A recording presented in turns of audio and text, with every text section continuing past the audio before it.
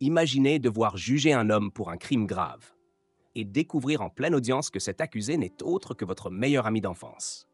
Que feriez-vous?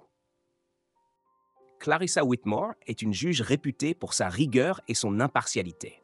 Chaque jour, elle siège dans une salle d'audience sobre, rendant justice avec une précision chirurgicale. Sa vie est rythmée par des dossiers complexes et des décisions lourdes de conséquences.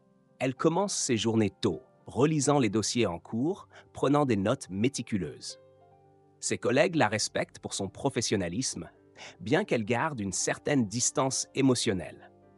Le soir, elle rentre seule chez elle, dans un appartement élégant mais impersonnel. Clarissa a grandi dans un quartier modeste où elle a connu des difficultés. Elle a travaillé dur pour s'élever socialement, laissant derrière elle des souvenirs douloureux et des amitiés perdues. Son passé est un sujet qu'elle évite soigneusement. Un jour, un nouveau dossier atterrit sur son bureau, une affaire de vol avec violence. En parcourant les documents, un nom attire son attention. Malachi Rhodes. Un frisson la parcourt. En voyant la photo de l'accusé, elle est bouleversée. C'est son ami d'enfance, Malachi. Ils étaient inséparables autrefois, partageant rire et confidence. Le choc est immense. Les souvenirs affluent, leurs escapades, leurs rêves d'avenir. Elle se souvient de sa promesse de ne jamais l'oublier. La réalité de le voir accusé d'un crime la déstabilise profondément. Clarissa tente de se convaincre qu'elle peut rester impartiale. Elle se raccroche à son rôle de juge, essayant de mettre de côté ses émotions. Mais l'image de Malachi la hante. Elle est tiraillée entre son devoir et ses sentiments. Chaque décision devient un dilemme moral. Elle craint de perdre sa crédibilité si elle laisse ses émotions interférer. Clarissa s'isole, évitant les discussions avec ses collègues. Elle passe ses soirées à repenser à son passé, se demandant où elle a échoué. Le poids de la culpabilité l'écrase. Camille Darrow, une jeune avocate brillante, est chargée de la défense de Malachi. Elle est passionnée, déterminée à prouver l'innocence de son client. Lors des audiences, Camille interpelle Clarissa avec des arguments percutants. Elle l'incite à voir au-delà des apparences, à considérer les circonstances atténuantes. Les interventions de Camille ébranlent Clarissa. Elle commence à douter de la culpabilité de Malachi, se demandant si le système judiciaire est toujours juste. Des éléments nouveaux émergent. Des témoins contredisent l'accusation. Des incohérences apparaissent. Clarissa prend conscience que l'affaire est plus complexe qu'elle ne le pensait. En observant Malachi, elle perçoit sa détresse, sa sincérité. Elle se remémore l'enfant qu'il était, plein de rêves et d'espoir. Clarissa décide de creuser davantage, de ne pas se contenter des apparences.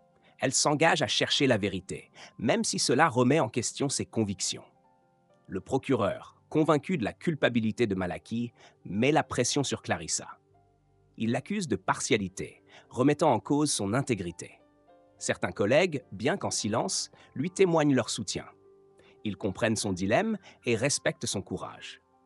Clarissa se replonge dans son passé, analysant ses choix, ses sacrifices. Elle réalise qu'elle a souvent privilégié la loi au détriment de l'humanité. Malachi prend la parole, racontant son parcours, ses erreurs, ses regrets. Son discours est empreint d'émotion, touchant profondément l'Assemblée. Malachi, souvent silencieux jusqu'ici, se lève enfin. Il ne nie pas ses erreurs, les délits mineurs, les mauvaises fréquentations, les choix dictés par la survie. Mais il nie ce crime. Son ton est calme, mais ferme. Il parle sans artifice, pas pour apitoyer, pour dire sa vérité.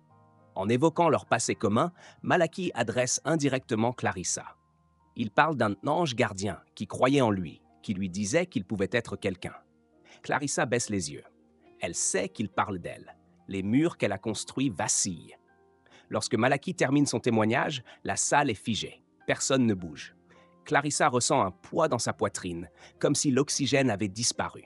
C'est plus qu'un témoignage, c'est un cri. Et ce cri résonne en elle comme un appel à la justice, une vraie justice. Clarissa est seule. Devant elle, le dossier. Derrière elle, les attentes. Elle entend la voix du procureur, les murmures dans la salle, les jugements silencieux de ses pairs. Mais au centre de ce tumulte, il n'y a qu'une question. Est-elle prête à écouter son humanité? Elle revoit le petit garçon aux yeux rieurs, celui qu'il appelait Clary et qui disait qu'ils seraient juges ensemble.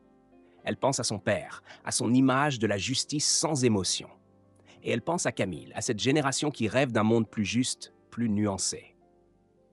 Sa voix tremble un instant, mais elle reprend son souffle et dit, au bénéfice du doute, le tribunal déclare l'accusé non coupable.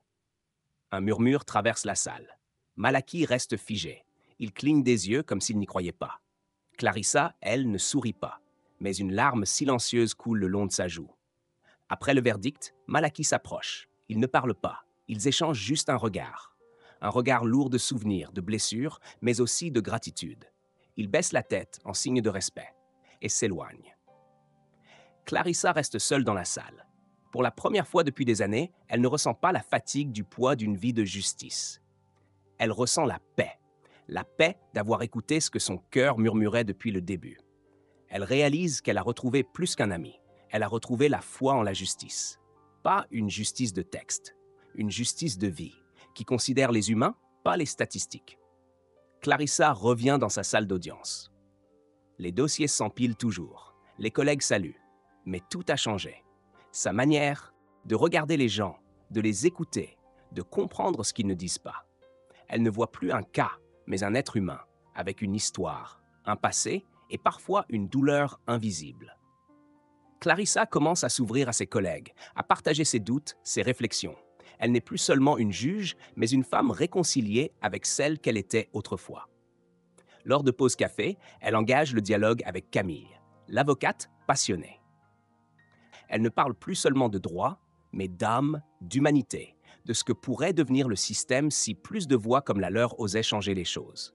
Elle commence à écrire un livre, Juger avec le cœur, un manifeste intime et puissant, où elle confie ses erreurs, ses aveux et surtout ses espoirs.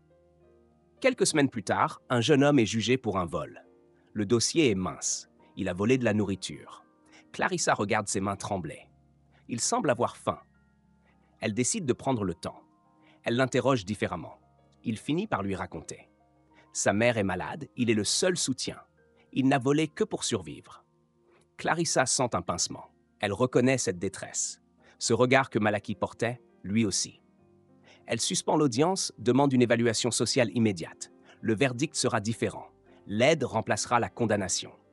En quittant la salle, un stagiaire en droit l'aborde, fasciné par sa manière d'écouter, de juger autrement.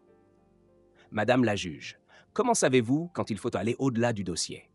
Elle s'arrête, le regarde et répond avec douceur. N'oublie jamais, un jugement sans cœur est une sentence aveugle. Cette phrase, enregistrée par un autre stagiaire et publiée en ligne, explose. Elle devient virale. Partagée, commentée, citée dans des débats télévisés. Des étudiants en droit l'impriment sur leur cahier. Des citoyens l'affichent en slogan. Clarissa ne voulait pas devenir une figure publique, mais elle l'est devenue. Une pionnière, une inspiration. Pas pour avoir changé le monde, mais pour avoir osé voir l'humain là où tout le monde ne voyait que la loi. Morale de l'histoire. Avant de juger quelqu'un, écoute son histoire. Parce qu'un visage peut en cacher 1000. Et que parfois, la justice, c'est d'abord savoir reconnaître un ami. La vraie justice n'est pas celle qui condamne à distance, mais celle qui s'approche assez pour entendre un cœur battre.